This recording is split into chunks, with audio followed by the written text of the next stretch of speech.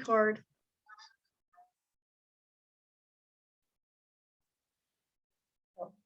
Hello, everybody. Welcome to the Abundant Wednesday.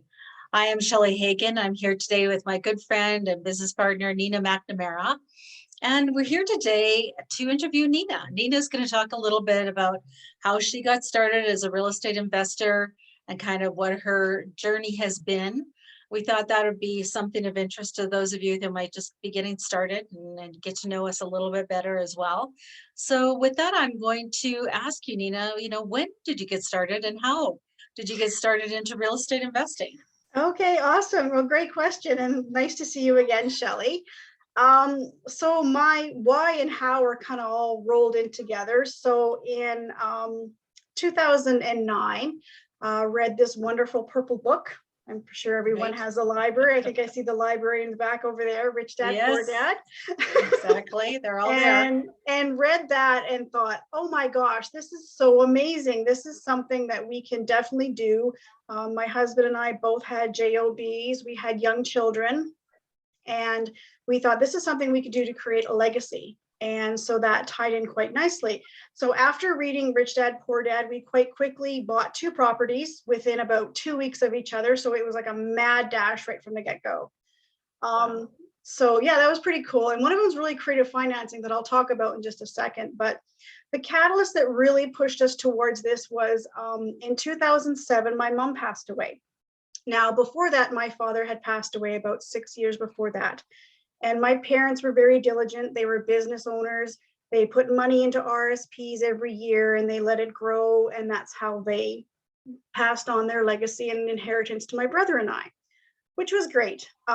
So when it came down to, unfortunately, when my mom passed and then it was time to do the estate stuff, I knew because I was doing the executor stuff to my mom when she was in palliative care. So I knew kind of what the situation was with the assets. And not to make this sound like it was about the money, but what I knew she had in her RSPs and her term deposits and what my brother and I ended up getting in the end was far less. So to me, that was a huge light bulb. It was like, okay, my parents, they worked hard on money that was taxed. They put money into the RSPs that was taxed. They put money into term deposit with which taxed. So all this money that they made and they created was virtually gone. And again, it wasn't about the money. To me, it was the concept. Because here I am with 2 toddlers myself going, okay, I'm buying RSPs and this is what I'm going to do. And it was like, holy man, I'm going to do this and then my kids aren't going to have what I want for them. So then we started reading the Rich Dad and finding other ways to create this legacy. So that's how it turned into the Rich Dad, Poor Dad and stuff like that. So back to the story. So we quickly acquired 2 properties. One we actually got on assumption, which was really quite amazing back in the day. If you had a heartbeat and a signature, you could assume a property. So it was really, really quite cool. Yeah. And so we had the good old days. The good old days. But now you have to qualify and everything like that. So it's made the creative financing a little bit different. Mm-hmm. And then I quickly found out that I had no clue what I was doing. It was like I had these 2 properties. I was trusting. I took people at their value. And it was like, whoa, Nina, you have no clue. So then we went to a couple courses and then all of a sudden we got some more courses and then it grew and it grew. So then we became part of, a very amazing group of real estate investors. We took classes, we got a mentor, and that was what really propelled us forward to keep moving and building this momentum of legacy. So, and along the way, we did some really creative financing. So again, one of our first ones out of the gate was that assumption. So that was really quite amazing to do. The other one was shortly after we got a mentor. We were told by our mentor, whatever you do, you got to buy this property. I was like, okay. She said, this is a great property. You got to buy it. So we did something that was very uncomfortable. And that's one of the best things about real estate investing is because it makes you uncomfortable and it steps you outside your zone. Put a second mortgage on our house, our permanent residence, and use that as a down payment to buy a duplex, which was really great. It was a nice cash flowing property. But again, we didn't like that thought of having a second mortgage. So then we turned around and got second mortgage RRSPs to pay off the down payment out of, and then put the money back onto our primary residence. So again, some creative financing right out of the gate within the first 6 months of being an investor is like, wow, this is other people's money. This is amazing, right? So we just kept that momentum going further and further. And then I sat in some of your classes, which was really cool. That was like, I remember Winnipeg, driving around the bus and stuff like that, and taking your wholesale class. It was just so much fun. And one thing that I did particularly is, okay, we took these courses. They were what? Friday, Saturday, Sundays. Mondays, your mind was just completely blown. But then by Tuesday, I was on the computer. I was actually implementing what I learned the weekend before until the next class. So every time I learned something, I just went ahead and did it. I didn't wait until I had all the knowledge. Every time I grasped a nugget, I ran with it and I did it. And I think that helped me just grow and grow and grow and keep doing it. So when I took lease options, then the next time I just did a whole bunch of lease options and trying to find them and stuff like that. So every time I took a class, I just went all in, right? So, and then by the time I took all the classes and stuff, I really found my niche, which was lease options. Because to me, that was like one of the greatest satisfying things, was to help a family get into a home. And we did this multiple times, I think over 20 times we did lease options. And another reason why we were able to succeed is because I partnered with another investor, a fellow investor taking the similar courses as myself. And it was quite a great dynamic duo, because his wife had the JOB, my husband had the JOB. So we left the two of us to do the investing together. And what was really great about it is because we each had our different strengths and our weaknesses that we played off of one another. And just the fact that, he was a guy, I was a girl, and some people relate to different people differently. So in some instances, people want to talk to me and some people wanted to talk to Trevor. So it worked out really well. And that we just increased our network.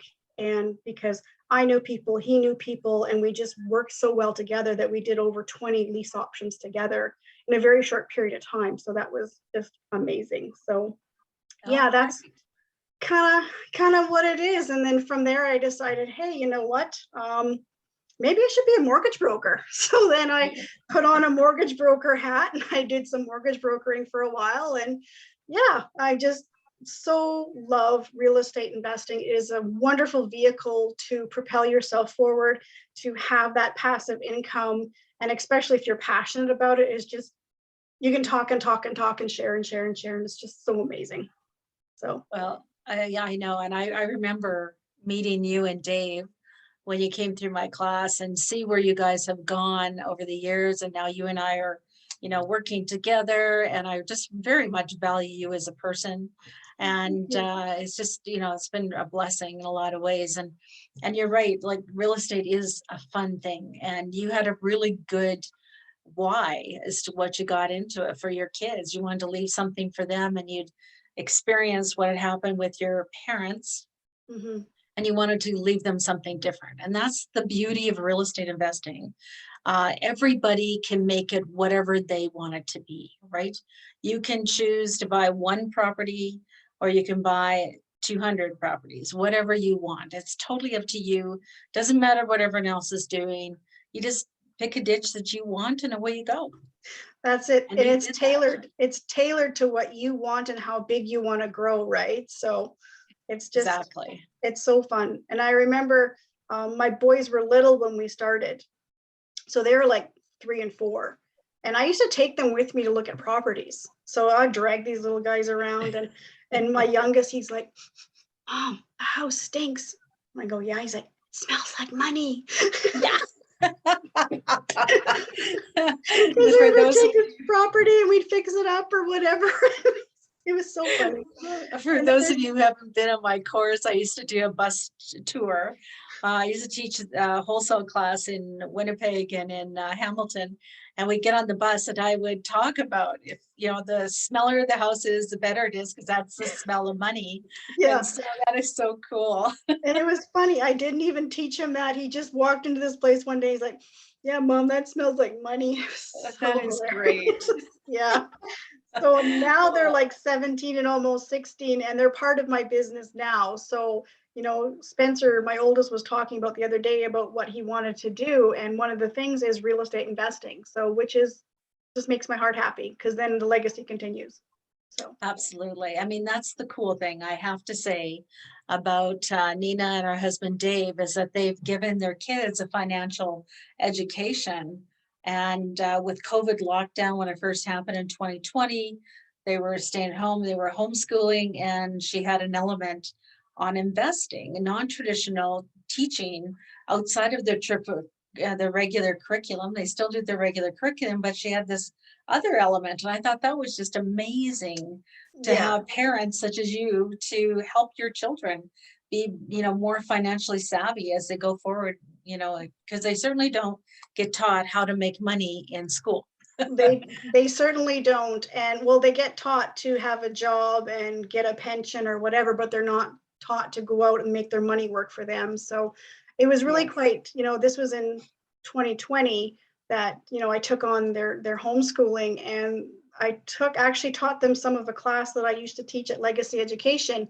And the light bulb came on, and it was like, oh, right. Up until this point, they knew, but they didn't know. And Right. then we did a talk about credit and, utilization, and then it all come into clarity for them. So yeah, so now they've got debit cards, and they're starting to talk about credit and stuff like this and how to maintain, and they talk about taxes. And actually right now I actually just developed an accounting course for them that they're going to start next month, because they don't really teach accounting either, which as a business owner, it's very critical that I think that you have an accounting, something to know about accounting. So yeah, so it's just growing. My love of Awesome. teaching is growing. Yeah. There we go. That's Yeah. great. And Nina is a teacher and a mentor and a coach as well. So she gets to help other people. And that's one of the things that I'm passionate about. And that's why we do what we're doing right now today, right? Is it's all about how can we pass along some information. We learn from each other. We learn from everybody that comes through our programs. And it's just a win-win for everybody. I feel, being a coach and a mentor and a trainer, for sure. It is. It totally is. Yes. Yeah. So that's Excellent. great. We'll make sure that we put Nina's contact information in as well to the video when we were promoting it. But it was been awesome Thank to you. hear, some sides of your story. I know your story, but I didn't know everything that you Mhm. presented today. So I was really glad that you did that. Awesome. Awesome. Thanks so much, Shelley, for having me. Yes, for And sure. we'll chat again soon. Yes, and everybody have an abundant week, and we'll see you again. Happy investing. Bye, everyone.